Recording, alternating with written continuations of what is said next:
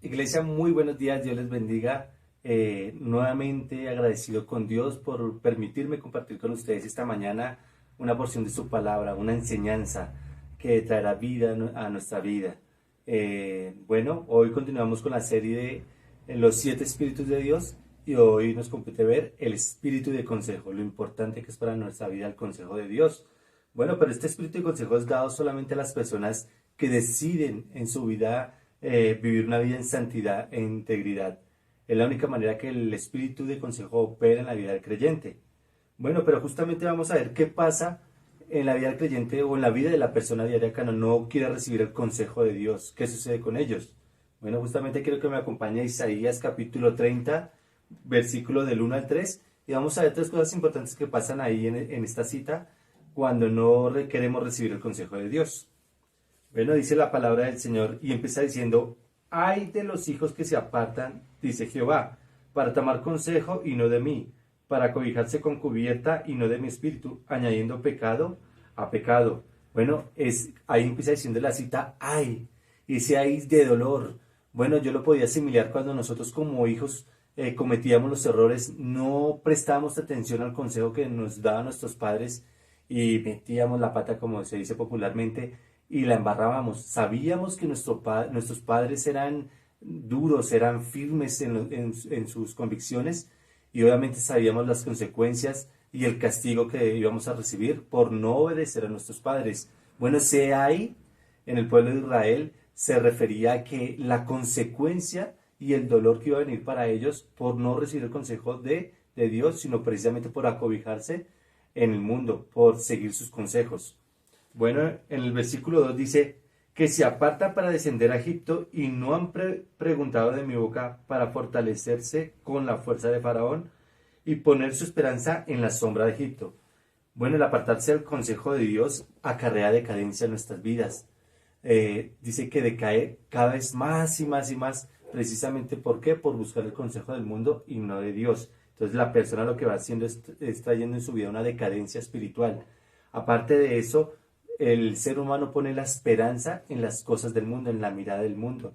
Dice que cuando decae cada vez más, se aferran a las cosas del mundo y hay un ejemplo muy notable y es cuando los muchachos o las personas buscan consejos en otras personas y caen en los vicios, caen en ese peligro de los vicios y no solamente en la droga, sino en la pornografía, en el alcohol, en cantidad de vicios que hay, pero también buscan aceptación en grupos sociales, lo mal llamado tribus urbanas, buscan el acobijarse, su esperanza son ellos, pero finalmente lo que hacen es caer cada vez más bajo y finalmente ellos van perdiendo una identidad, así como en el hijo pródigo que habla Lucas 15, que teniéndolo todo, estando en una condición como hijo y recibía todo, en algún momento escuchó el consejo del mundo, quiso atrapar el mundo con sus 2 manos y terminó yéndose hacia el mundo, pero lo que hizo es decaer cada vez más, hasta finalmente perder su identidad.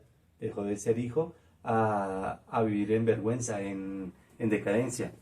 Bueno, en el versículo 3 dice, pero la fuerza de Faraón se os cambiará en vergüenza y el amparo en la sombra de Egipto en confusión. Bueno, aquí vemos en este tercer punto cómo el mundo lo va llevando a una decadencia tan profunda y que cae tan profundo que finalmente cae en decadencia y en vergüenza. Dice la palabra de Dios que la gente cae en desgracia, una desgracia infinita y su vergüenza delante del Señor. Y aquí surge una pregunta, ¿cómo nosotros podemos mirar a Dios cuando Él nos ha dado miles de oportunidades, nos ha aconsejado, pero cuando finalmente decidimos recibir el consejo del mundo caemos tan bajo que ya no tenemos o no tenemos cara para darle a Dios, porque es la vergüenza, la desgracia que ha llegado a nuestra vida?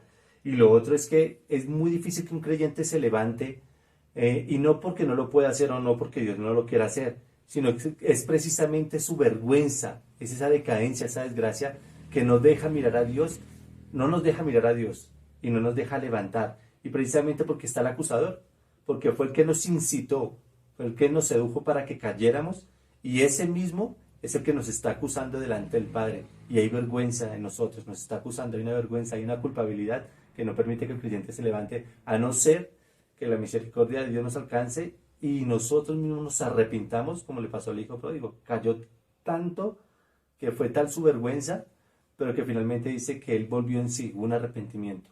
Pero ya es donde opera la misericordia de Dios y es cuando nosotros mismos tenemos que decidir arrepentirnos. Pero mire las consecuencias de no obedecer a Dios y recibir su consejo. Bueno, pero la otra cara de la moneda y es la bendición de aceptar el consejo de Dios y su cobertura o protección. Bueno, acompáñeme justamente a Isaías, ahí en el capítulo 9, versículo 6. Dice, porque un niño nos es nacido, hijo nos es dado, y el principado sobre su hombro. Aquí está hablando el Señor Jesucristo. Y se llamará su nombre, pongan atención, admirable, consejero, Dios fuerte, Padre eterno, príncipe de paz. ¿Quién no quiere tener un padre con todas estas virtudes? Pero aquí habla de padre consejero, un padre consejero. Y bueno, el consejo es un conocimiento sobrenatural de la voluntad de Dios en nuestra vida individual. Es cuando, voy a poner un ejemplo, es cuando un padre natural o terrenal tiene un consejo, un pequeño ¿qué? Vasto conocimiento de la vida, porque como niño, como joven, como padre, ha vivido muchas cosas, ha tenido que afrontarse a muchas cosas, obviamente ya tiene un conocimiento vasto, ¿no? Y este conocimiento obviamente lo lleva a aconsejar a su hijo precisamente para que no pase por lo que él pasó, por las dificultades, por los problemas, para no embarrarla sobre todo. Y él lo quiere aconsejar y para que afronte la vida, porque la vida en este mundo no es fácil. Entonces él lo quiere aconsejar porque ya tiene un conocimiento de la vida. Y eso habla sobre el consejo. Y precisamente quiero que me acompañe a Proverbios 4:13. ¿Qué nos dice Proverbios 4:13? Dice la palabra del Señor, retén el consejo, no lo dejes, guárdalo, porque eso es tu vida. Eso es lo que nosotros queremos como padre con nuestros hijos, darle un buen consejo, porque finalmente va a ser la vida de ellos. Cómo van a vivir, cómo se van a afrontar las dificultades, para que vivan bien. ¿Qué más Dios quiere con nosotros? ¿Y qué más que Él nos dice que retengamos su consejo para nuestra vida, para vivir este mundo tan difícil? Bien, bueno. Pero el conocimiento no se puede quedar solamente ahí como consejo. Tiene que suceder algo. Y bueno, ¿qué debo hacer? ¿O cómo Dios nos puede ayudar en este tema? Pues bueno, la misma Biblia, su misma palabra nos dice qué sucede ahí, cómo Él nos puede ayudar. Y como le decía anteriormente, el espíritu de consejo habita en la persona que ha decidido vivir en santidad y en integridad para Dios. Entonces, de alguna manera, aquí Dios nos da una respuesta de cómo puede operar su espíritu en nosotros y cómo Él nos puede ayudar. Dice Filipenses 2:13, porque Dios es el que pone en nosotros o en vosotros, produce así el querer como el hacer por su buena voluntad. Vuelvo y lo repito. Porque Dios es el que en nosotros produce así el querer como el hacer por su buena voluntad. Bueno, Dios, cuando ha visto que nosotros hemos decidido caminar con Dios, y recibimos el consejo, no solamente deja que el consejo llegue a nuestra vida, sino produce el querer como el hacer para que actuemos, para que esa palabra sea viva en nuestra vida, como decía Proverbios. Y bueno, quiero concluir explicando finalmente qué es lo que es el consejo de Dios, cómo ese espíritu habita en nuestra vida y se pone en práctica para con otras personas. Y dice, el espíritu de consejo es la habilidad que el espíritu nos da a nosotros cuando estamos en la plenitud o caminando en el Espíritu Santo. Es la capacidad que provee para poder hablar, aconsejar o enseñar bajo la influencia del Espíritu Santo. De tal manera que la gente que nos oye sienta que es Dios el que está hablando a su vida, no nosotros. Eso es lo que se llama el espíritu de consejo.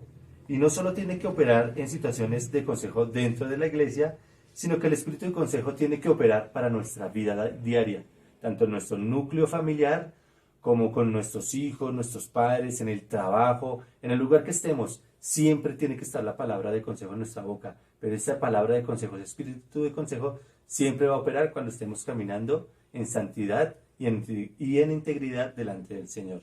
Bueno, espero que les haya gustado, que haya sido de gran importancia este tema y como lo decían Filipenses, que no solamente sea el consejo, sino que haya el querer, el hacer, el actuar para nuestra vida y para los demás. Hermanos, Dios les bendiga y si Dios lo permite nos veremos nuevamente mañana para ver otra manifestación del Espíritu de Dios. Mis hermanos, Dios les bendiga. Muchas gracias.